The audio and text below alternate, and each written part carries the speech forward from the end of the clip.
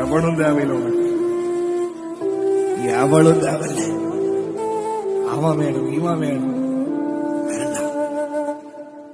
திருப்பி ஒருத்தரை கர்த்தர் வாழ்க்கையில விட்டு தூரம் வச்சுட்டாரா, தள்ளி வச்சுட்டாரா, திருப்பி அவனை சேர்த்தாத, திருப்பி அவளை சேர்த்தாத. ஒரு நண்பன் உனக்கு பின்னாடி பேசி உனக்கு உபத்திரம் செய்து ஓடி போயிட்டானா, இல்ல வேற சேர்க்கை கூட சுத்திட்டானா, என் க்ளோஸ் ஃப்ரெண்டு, என்னோட ஃப்ரெண்டு பார்த்தா எனக்கே அந்த இன்னொரு ஆப்போசிட் ஃப்ரெண்டு கூட சேர்ந்து, இல்ல என்னோட மியூச்சுவல் ஃப்ரெண்டு கூட சேர்ந்தே என்னை கவனிக்க மாட்டேன்றான் பாஸ்டர், என்னை பார்க்க மாட்டேன்றான் பாஸ்டர், என்ன பேச. திருப்பி அவனை சேர்த்தாது, திருப்பி அவன் கூட இருக்காத.